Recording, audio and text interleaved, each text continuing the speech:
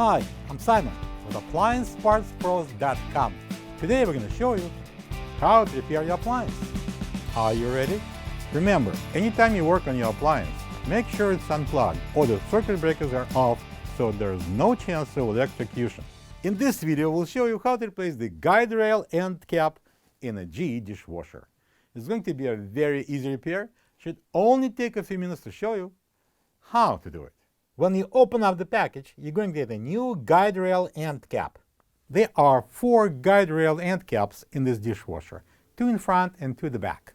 The main reason why the guide rail end cap should be replaced is if it's broken, causing the upper dish rack to fall out. To get to the part, we need to open the door. I'm going to pull out the upper dish rack and push it back in so the rail is going to be out. And now we can remove this guide rail end cap. I'm going to push it in the middle in and pull this tab off. This is the old guide rail end cap next to the new one. If you don't have this part, you can get it from AppliancePartsPros.com. I'm going to place the new one on the top.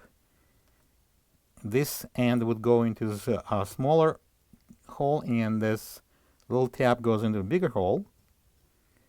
And I'm going to bend the middle and push it in